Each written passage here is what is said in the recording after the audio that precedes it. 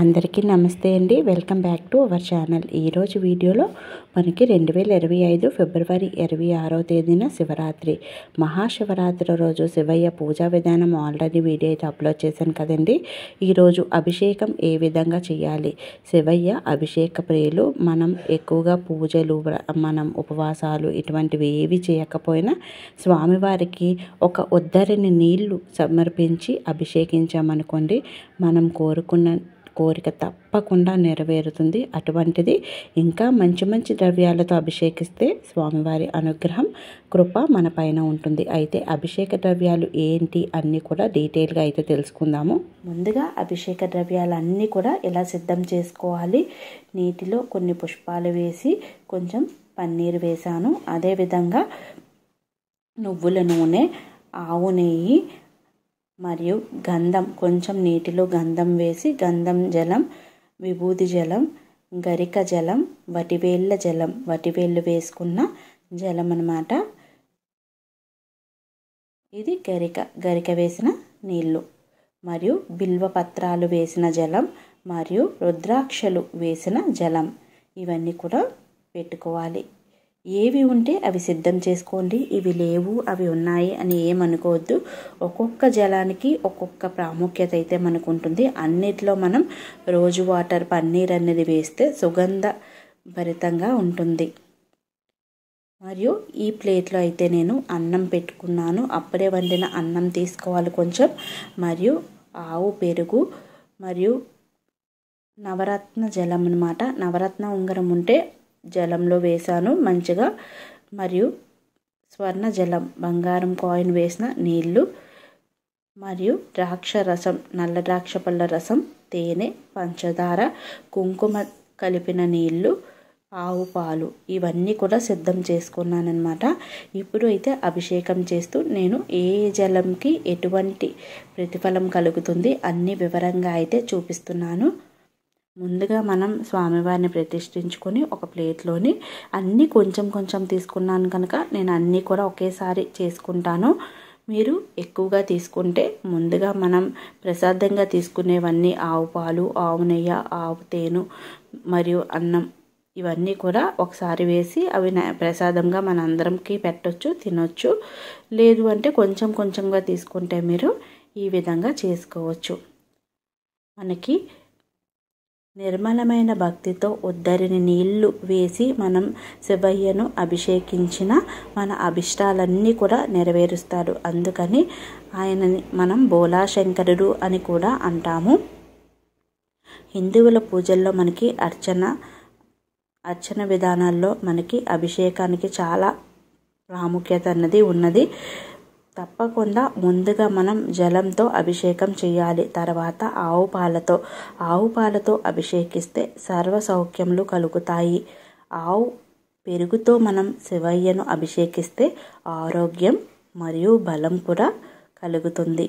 ఆవు నేతితో అభిషేకించినట్టయితే ఐశ్వర్యాభివృద్ధి కలుగుతుంది. ఇక చెరుకు రసం లేదా పంచదారతో మనం స్వామివారిని అభిషేకిస్తే దుఃఖ నాశనం కలుగుతుంది. మధురం తేనెతో మనం స్వామివారిని అభిషేకిస్తే తేజోవృద్ధి కలుగుతుంది. భస్మ జలంతో స్వామివారిని అభిషేకిస్తే మహాపాపహారం, అంటే ఎటువంటి పాపాలన్నా తొలగిపోతాయి. మరియు బిల్వ జలంతో మనం అభిషేకిస్తే భోగభాగ్యాలు కలుగుతాయి. సుగంధ ద్రవ్యాలతో మనం అభిషేకిస్తే పుత్ర లాభం కలుగుతుంది. పుష్పాలు వేసిన జలంతో అభిషేకిస్తే భూలాభం కలుగుతుంది. నువ్వుల నూనెతో స్వామివారిని అభిషేకిస్తే అపమృత్యు హరణ, అంటే అపమృత్యు దోషాలు అన్నీ తొలగిపోతాయి. రుద్రాక్ష నీళ్లతో మనం స్వామివారిని అభిషేకించినట్టయితే మహా ఐశ్వర్యం. సువర్ణ జలంతో అభిషేకిస్తే దరిద్ర నాశనం. అన్నాభిషేకం, స్వామివారికి అన్నాభిషేకం చేసినట్టయితే సుఖజీవనం కలుగుతుంది. ద్రాక్ష రసంతో స్వామివారిని అభిషేకం చేసినట్టయితే సకల కార్య అభివృద్ధి కలుగుతుంది అని అంటారు. నారికేలం అంటే కొబ్బరి నీళ్ళతో మనం స్వామివారిని అభిషేకిస్తే సర్వ సంపద వృద్ధి కలుగుతుంది. ఖర్జూరాలు వేసిన నీళ్ళలో వేసిన రసంతో మనం అభిషేకిస్తే శత్రునాశనం కలుగుతుంది. మరియు గరిక వేసిన జలంతో అభిషేకిస్తే ద్రవ్య ప్రాప్తి అంటే ధనం చేకూరుతుంది. మరియు కస్తూరి వేసిన జలంతో అభిషేకిస్తే చక్రవర్తిగా ఉంటారు. నేరేడు పండ్ల రసంతో అభిషేకం చేస్తే వైరాగ్య ప్రాప్తి. నవరత్న జలంతో అభిషేకిస్తే ధాన్య గృహ ప్రాప్తి అంటే గృహము మరియు ధాన్యం అంటే ఎప్పుడు అన్నానికి లోటు ఉండదు. మామిడి పండ్ల రసంతో మనం స్వామివారిని అభిషేకించినట్టయితే దీర్ఘ వ్యాధి నాశనం. పసుపు కుంకం కలిపిన నీళ్లతో మనం అభిషేకించినట్టయితే మంగళప్రదం శుభకార్యం. మరియు విభూది వేసిన నీళ్లతో అభిషేకిస్తే 1,000,000 రెట్ల ఫలితం అంటే మనం పూజకి 1,000,000 రెట్ల ప్రతిఫలం అయితే కలుగుతుంది.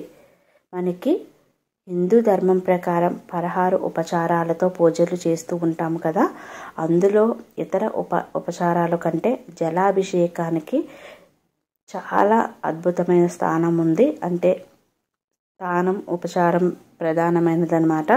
మనం చేసే పూజ కంటే హోమం చాలా గొప్పది. మనం చేసే హోమం కంటే తర్పణం అన్నది చాలా గొప్పది అంటారు. తర్పణం కంటే కూడా జపం చాలా గొప్పది. జపం కంటే కూడా అభిషేకం గొప్పది. అంటే పూజ కన్నా హోమం కన్నా తర్పణం కన్నా జపం కన్నా గొప్పది అభిషేకం. అందుకే ఎంతో విశేషమైన అభిషేకాన్ని వీలైతే ఇంట్లో నిర్వహించండి. లేదు అంటే గుడికి వెళ్ళి అక్కడ పూజారులకు మీరు కొన్ని అభిషేక ద్రవ్యాలు, ఆవు పాలు, ఆవు పెరుగు, ఆవు నెయ్యి ఇలా కొన్ని ఇస్తే మీ పేరు మీద వాళ్ళు కూడా అభిషేకం చేస్తారు. అది చూసినా సరే మనకి ఎంతో పుణ్యం కలుగుతుంది, మన జన్మ సార్థకం అవుతుంది. శివయ్యకు వీలైతే తెల్ల జిల్లేడు పుష్పాలు, అదేవిధంగా మనం బిల్వపత్రాలను సమర్పిస్తే చాలా మంచిది. ఈ విధంగా శివరాత్రి రోజు మనం అభిషేకాన్ని అయితే చేసుకోవాలి. స్వామివారి పూజ ఏ విధంగా చేయాలో నేను ఆల్రెడీ వీడియో అయితే పెట్టాను. మరొక మంచి డివోషనల్ వీడియోతో మళ్ళీ కలుద్దాం. Thanks for watching this video.